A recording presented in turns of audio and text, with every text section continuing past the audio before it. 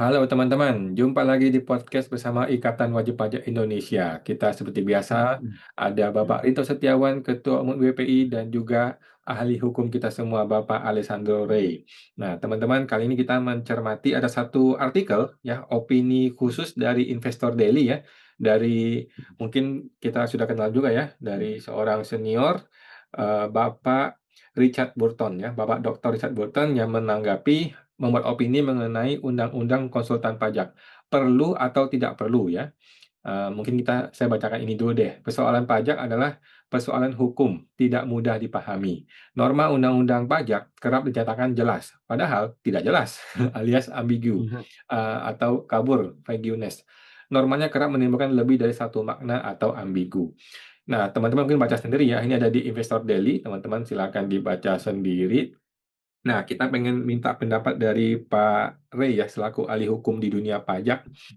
Perdebatan mengenai undang-undang konsultan pajak kan sudah dari puluhan tahun yang lalu nih Pak, sampai sekarang nggak kelar-kelar. Kita nggak tahu masalahnya apa, eh, kadang-kadang dicegah oleh Menkeu-nya, kadang-kadang dicegah oleh DJP-nya, kadang-kadang DPR-nya, apalah alasannya macam-macam ya. Kita sih wajib pajak ya enjoy-enjoy aja, ya. Wajib pajak tidak merasa terpengaruh, tapi mungkin di level para praktisi menjadi sesuatu yang sensitif nih bagi mereka. Nah, bagaimana Pak Rey menanggapinya dari sisi hukum pajak? Silakan Pak Rey. Ya. Terima kasih Pak Wan, Pak Rinto. Ini Hmm. menarik kembali untuk dikaji ya. Dan ini sudah menjadi perdebatan tiada henti. Ya, mungkin sejak organisasi konsultan pajak berdiri ya 60 tahun yang lalu, katanya begitu ya. Organisasi konsultan pajak yang paling tua sampai sekarang masih membahas mengenai undang-undang konsultan pajak. Tapi secara khusus sesi hari ini saya akan memberikan pendapat sehubungan dengan komentar penulis ya yang sudah kita kenal secara bersama. Ya, beliau Dr. Richard Burton menulis mengenai urgensi undang-undang konsultan pajak. Ya.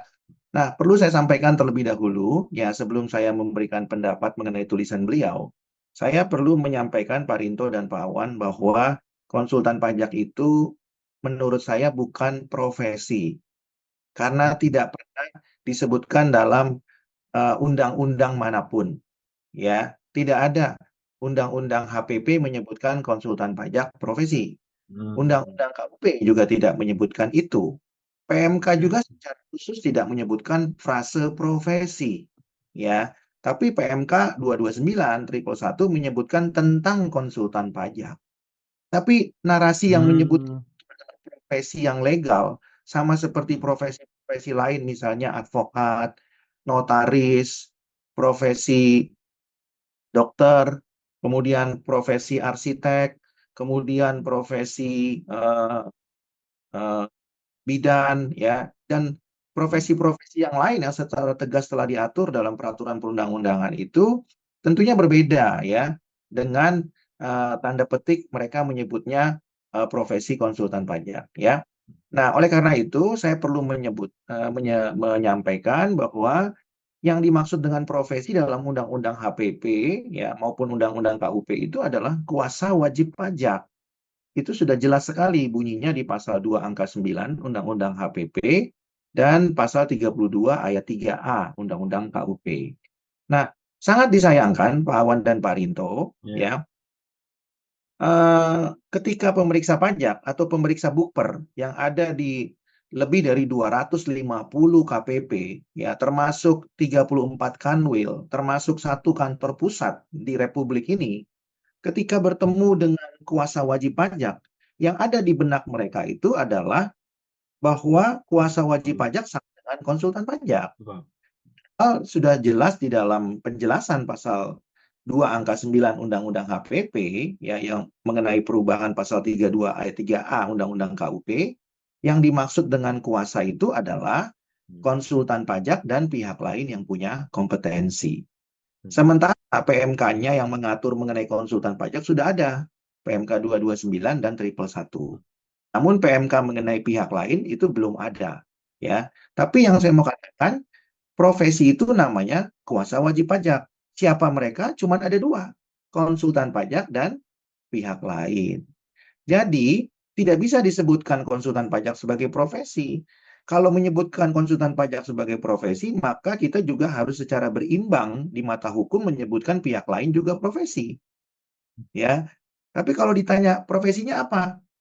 Pihak lain bisa saja mereka menyebutnya apa? Praktisi pajak, ya. Tapi secara undang-undang di dalam penjelasannya tidak pernah menyebutkan bahwa secara khusus konsultan pajak adalah profesi. Yang ditegaskan di dalam batang tubuhnya adalah kuasa wajib pajak. Nah, jadi saya harus mengatakan seharusnya yang menjadi profesi adalah kuasa, ya. Siapa itu? Ya, latar belakangnya boleh konsultan pajak, boleh pihak lain. Pihak lain siapa? Boleh akuntan publik, boleh advokat, boleh notaris, boleh arsitek, ya, boleh dokter, sepanjang punya kompetensi. Ya. Nah, pemahaman yang tidak sejalan dengan ini itu membuktikan bahwa edukasi atau pemahaman fiskus di lapangan itu juga masih sangat minim literasi, ya, sangat minim literasi, ya. Nah, kalau minim literasi, maka pemeriksaan pajak atau bukper itu kan menjadi jauh dari mutu. Kalau jauh dari mutu, maka tidak berkeadilan. Kalau tidak berkeadilan, ya maka tentunya diduga ada pelanggaran, ya ada pelanggaran prosedur di situ karena jauh dari mutu. Ada juga pelanggaran substansi mungkin atau wewenang. Nah, oleh karena itu kembali lagi kita harus mempunyai lagu baru Pak Rinto dan Pak Awan. Lagunya tadi kan saya sudah sebutkan kalau di pemeriksaan keberatan dan banding gitu ya. Nah, Iya, iya. sekarang lagu kebangsaan untuk kuasa WP itu harus ada yang baru.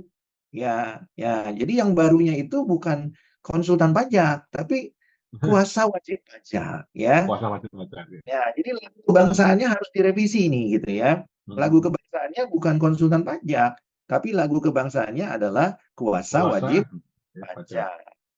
Ya, kalau kemudian mereka ingin meminta kompetensinya, ya silahkan diminta kan. Nanti tinggal kuasanya menunjukkan. Misalnya mana brevetnya, kan begitu ya. Mana USKP-nya, itu teknis saja. Tapi lagunya harus beda nih Pak Rinto dan Pak Awan ya. Lagunya harus jangan dikunci gitu loh. Lagunya, lagu kebangsaannya jangan dikunci di konsultan pajak. Tapi lagunya itu harus kuasa wajib pajak. Nah, kembali ke tulisan penulis nih, Dr. Richard Burton. Beliau mengatakan bahwa tidak ada urgensinya untuk menerbitkan atau mengundangkan undang-undang konsultan pajak dengan dua alasan. Satu, alasan kompetensi. Menurut beliau bahwa undang-undang konsultan pajak itu ya tidak ada urgensinya karena memang kompetensi di bidang perpajakan itu adalah multidisiplin.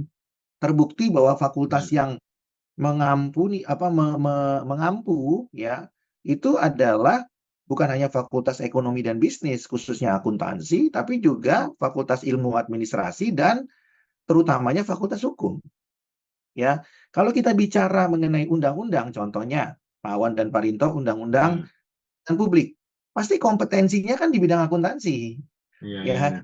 iya. Di bidang lain Pak Rinto dan Pak Awan dia nggak mungkin di bidang kedokteran, nggak mungkin juga di bidang hukum, ya, pasti di bidang akuntansi. Sangat spesifik. Begitu juga undang-undang advokat. Pasti kompetensinya di bidang hukum. Kan begitu. Nah, tapi kalau khusus pajak, kompetensinya ini sangat bervariasi dan multidisiplin.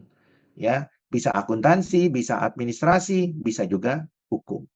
Nah, oleh karena itu, urgensinya itu sebenarnya kan eh, akan menjadi tidak terlihat jelas karena apa? Karena perumusan masalah kompetensinya pun belum disepakati. Ya, selama ini, nah ini lagu baru lagi nih Pak Rinto dan Puan. Nah, ini lagu-lagu lamanya adalah yang bisa menjadi kuasa itu harus berlatar belakang akuntansi, alias AK atau sekarang SAK. Maka, iya, Nah, iya, iya. ya, agak keliru itu, ya kan? Lagunya nggak SAK, harusnya lagunya SAK, kemudian apa namanya SA sarjana administrasi atau SH sarjana hukum. Nah, jadi lagunya jangan SAK saja, Pak Rinto dan Pak Awan, ya kan? Terus diganti dong lagunya karena tadi diatur oleh 3 fakultas. Nah, oleh karena lagunya sangat banyak, kompetensinya itu multidisiplin, maka sangat susah juga untuk merumuskan undang-undang konsultan pajak karena Ya. kompetensinya bervariasi. Ya, artinya apa? Perlu ada kesepakatan dari 3 pengampu disiplin ilmu ini. Maka Menteri Keuangan harus mengundang Fakultas Ekonomi dan Bisnis, khususnya akuntansi, mengundang Fakultas Ilmu Administrasi, mengundang Fakultas Hukum. Jangan kemudian berbesar hati karena hanya mengundang STAN saja. Wah, sudah cukup lah ini, dari STAN aja masukannya apa. Ya kan nggak bisa. Ya, karena tadi adanya multidisiplin. Nah, kalau itu belum bisa dilaksanakan, maka perumusan undang-undang itu menjadi jauh dari kenyataan. Nah, yang kedua yang disoroti oleh penulis adalah mengenai pengawasan. Kalau undang-undang konsultan pajak diundangkan, maka konsultan pajak menjadi profesi. Kalau ini menjadi profesi, maka ada konsekuensinya, yaitu pengawasan. Pengawasannya bagaimana? Tentu pengawasannya kan harus ada, ya, pengawasan dari organisasi. Dan pengawasan itu tidak bisa kemudian menjadi tebang pilih. Kenapa demikian? Karena begini, Pak Rinto dan Pak Awan. Kita tahu ada 4 organisasi konsultan pajak di negara kita. Dan ternyata berdasarkan penelusuran daripada kami ya di P5I, ternyata ada konsultan pajak yang sudah jadi terpidana tetap bisa praktek.